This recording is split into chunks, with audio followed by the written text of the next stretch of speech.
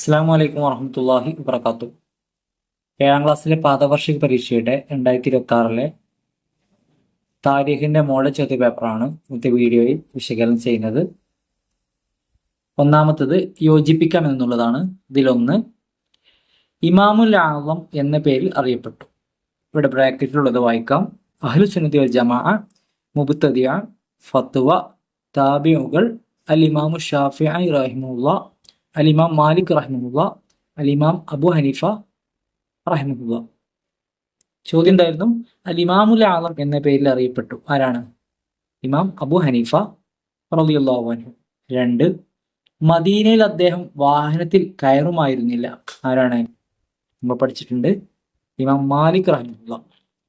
3, ഒരു ഖുറൈശി പണ്ഡിതൻ ഭൂമിയെ അറിവ് കൊണ്ട് നിറക്കുമെന്ന് നബി സല്ലല്ലാഹു അലൈഹി വസല്ലം തങ്ങൾ മുൻകൂട്ടി പറഞ്ഞത് ആരെ കുറിച്ചാണ്?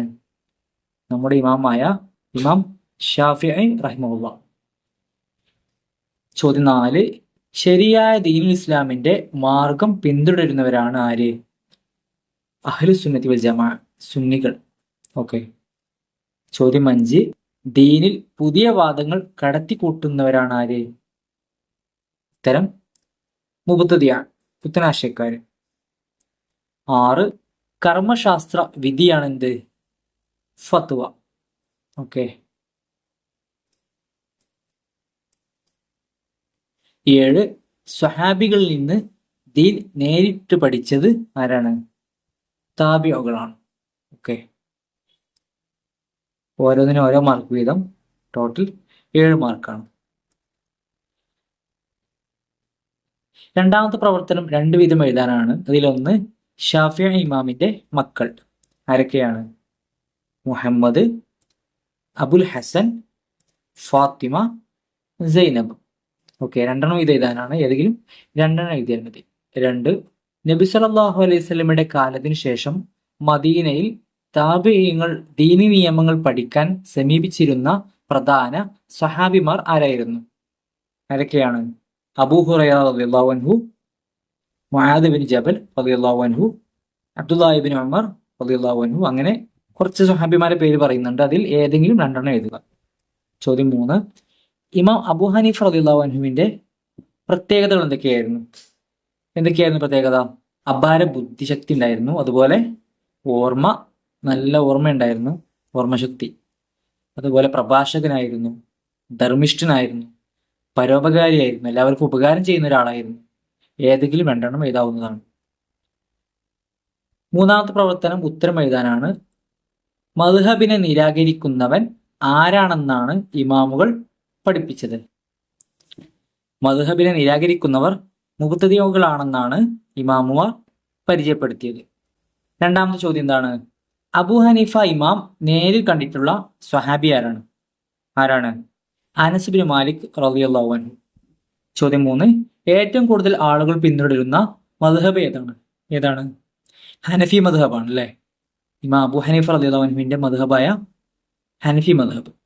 4, 1,00,000 ഹദീസുകൾ സ്വന്തം കൈപ്പടയിൽ രേഖപ്പെടുത്തിയ മദ്ഹബിന്റെ ഇമാം ആരാണ്?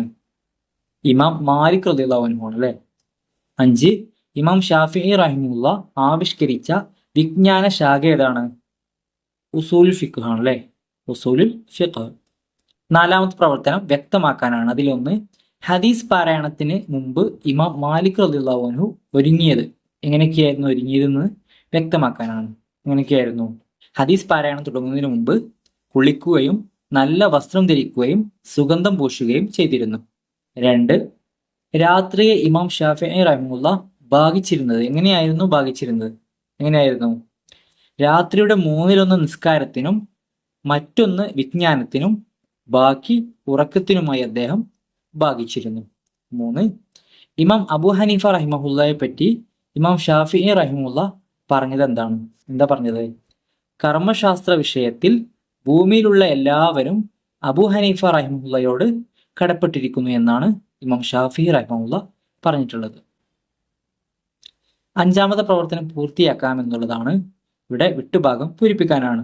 അതിലൊന്ന് ഇന്നൽ ഇസ്നാദ മിന ഡാഷ് വലൗലൽ ഇസ്നാദു ലഖാല മൻ ഡാഷ് മാ ശഅ. ഏതാണ്? നമ്മൾ 1ാമത്തെ പാഠത്തിൽ പഠിച്ചിട്ടുണ്ട്.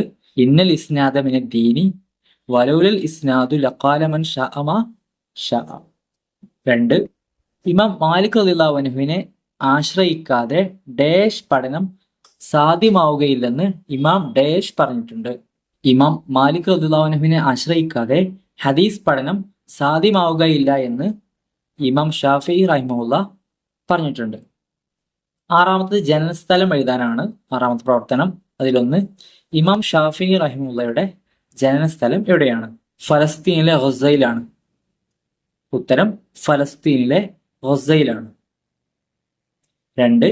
ഇമാം മാലിക് റളിയല്ലാഹു അൻഹുവിന്റെ ജനനസ്ഥലം മദീനയിലാണ് അല്ലേ? 3. ഇമാം അബൂ ഹനീഫ റളിയല്ലാഹു അൻഹുവിന്റെ ജനനസ്ഥലം എവിടെയാണ്? കൂഫയിലാണ്. ഓക്കെ, ഇത്രയും ചോദ്യങ്ങളാണ് ചോദിച്ചിട്ടുള്ളത്. എല്ലാവരും വളരെ നല്ല രീതിയിൽ പഠിക്കുക. വളരെ കുറച്ച് പാഠങ്ങളേ ഉള്ളൂ, 4 പാഠങ്ങൾ നമുക്ക് പഠിക്കാനുള്ള പരീക്ഷയ്ക്ക്. എല്ലാവരും നല്ല രീതിയിൽ പഠിച്ച് നല്ല മാർക്ക് സ്കോർ ചെയ്യാനും നല്ല അറിവ് കരസ്ഥമാക്കാനും വേണ്ടി ശ്രമിക്കുക. അല്ലാഹു തആല ഉന്നത വിജയം നൽകുമാറാവട്ടെ. അസ്സലാമു അലൈക്കും വറഹ്മത്തുള്ളാഹി വബറകാതുഹു.